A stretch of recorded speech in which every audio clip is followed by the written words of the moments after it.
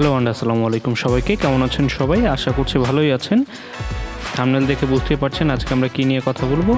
আজকে আমরা জানতে চলেছি কিভাবে আপনি আপনার ফোন থেকে মোবাইলের স্ক্রিন রেকর্ড করবেন। তো ফোনের স্ক্রিন রেকর্ড করার ক্ষেত্রে প্রথমে আপনাকে চলে যেতে হবে আপনার ফোন থেকে প্লে স্টোরে যাওয়ার পরে লিখবেন xrecorder লেখার পরে ইনস্টলেশন বাটনে ক্লিক করে ইনস্টল করে এরপর ওপেন করবেন। এখন আমরা দেখতে পাচ্ছি বেশ কিছু এখানে ট্যাব রয়েছে। তো প্রতিটা ট্যাবেরই যেগুলো খুব গুরুত্বপূর্ণ সেগুলো আমরা পরিচয় করে নিচ্ছি। ভিডিও রয়েছে, এখানে আপনি আপনার সকল ভিডিওগুলো দেখতে পাবেন। এখানে ক্যামেরা আইকন রয়েছে, এখান থেকে আপনি আপনার ফটোগুলো দেখতে পারবেন। এবং যে প্লাস আইকনটা রয়েছে এখান থেকে আপনি আপনার রেকর্ডিং স্টার্ট করতে পারবেন। আর এখানে যে কলমের মতো একটা আইকন দেখতে পাচ্ছেন সুন্দর ছোট্ট, এটা দিয়ে আমি যে এখন যে ড্র্যাগগুলো করছি এগুলো করতে পারবেন। এখানে সেটিংস রয়েছে, সবচেয়ে কর্নার যে অপশনটা দেখতে পাচ্ছেন এটা হচ্ছে সেটিংসের বাটন। আপনি এখান থেকে আপনার যাবতীয় সকল সেটিংস করতে পারবেন। আর এখানে আমি আপনাকে কিছু বিষয় দেখিয়ে নিচ্ছি।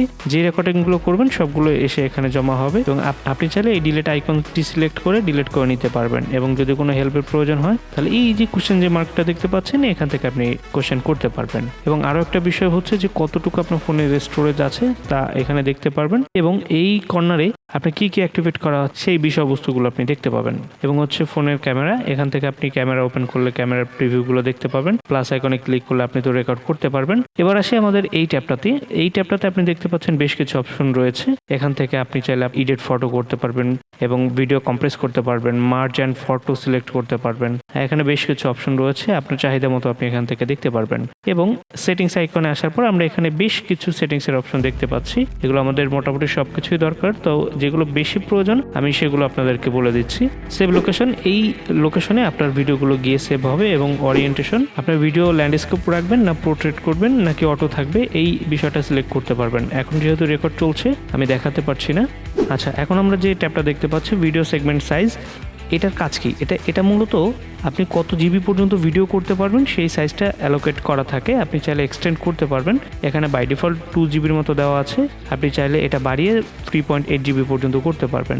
রিপেয়ার সিস্টেম ইউআই ক্র্যাশ, এই অপশনটার মাধ্যমে আপনি আপনার এই xrecorder অ্যাপটিকে কোন কোন অ্যাপের উপর পারমিশন দিচ্ছেন রেকর্ড করার সেই অপশনটা আপনি এখান থেকে সিলেক্ট করতে পারবেন।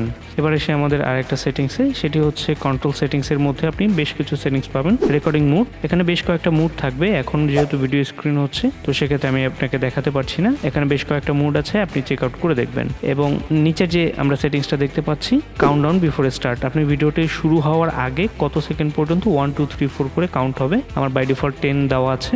নিচের যে অপশনটা দেখতে পাচ্ছি এটা হচ্ছে pop up window after taking screenshot, যখন একটা কোনো স্ক্রিনশট নিবে তখন এটা কোনো পপ আপ দিবে কিনা এই বিষয়টা যদি আপনি এনাবেল করতে চান এখান থেকে টিক মার্কে ক্লিক করবেন। হাইড রেকর্ডিং সেভ উইন্ডো, এই যে অপশনটা, এই সার্ভিসটা নিতে হলে আপনাকে পে করতে হবে। এবং এবার আসা যাক নিচের যে অপশনটা রয়েছে। এবার এখানে আমরা আরো কিছু সেটিংস দেখতে পাচ্ছি। এখানে একটা গুরুত্বপূর্ণ সেটিংস রয়েছে, সেটা হচ্ছে shake phone to stop recording.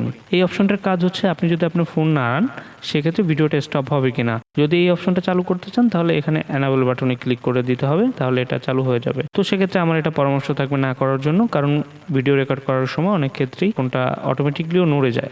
আর এখানে বেশ কিছু টুলস দেখতে পাচ্ছি আমরা, ক্যামেরা, স্ক্রিনশট ব্রাশ, এগুলো আপনি কাস্টমাইজ করতে পারবেন এখান থেকে। আর এখানে একটা সেটিংস রয়েছে, এটা আমাদের দরকার পড়বে যে শো টাচ। আপনি যদি চাচ্ছেন যে যখন আপনি রেকর্ড করবেন তখন যে টাচের যে আইকনগুলো সেগুলো আপনি দেখাবেন, সেক্ষেত্রে এই বাটনটাতে ক্লিক করবেন। তো এখানে আমি আপাতত দেইনি। আপনি যদি এনাবেল করতে চান তাহলে সেটিংসে গিয়ে ডেভেলপার অপশনে গিয়ে ডেভেলপার অপশনটা অন করে এরপর শো টাচে ক্লিক করতে হবে। এবং নিচে আরও বেশ কিছু শর্টকাট রয়েছে, আপনি চাইলে এখান থেকে শর্টকাটগুলো ইউজ করতে পারেন। এবং এখানে language, FAQ, feedback, report, bug, share. এবং আপনি যদি তাদের কমিউনিটিতে যোগ করতে চান তাহলে এখানে কিন্তু একটা অপশন দেওয়াই আছে, জয়েন xrecorder কমিউনিটি, তাদের কমিউনিটির সাথে অ্যাড হতে পারবেন। এবং প্রাইভেসি পলিসি দেওয়া আছে, টার্মস দেওয়া আছে এবং ভার্সন দেওয়া আছে। তো এই ছিল আজকের মোটামুটি ভিডিওটি দেখে যদি ভালো লাগে তাহলে চ্যানেলটি সাবস্ক্রাইব করার অনুরোধ থাকবে। কোনো বিষয় যদি বুঝতে অসুবিধা হয় তাহলে কমেন্ট করে জানিয়ে দেবেন।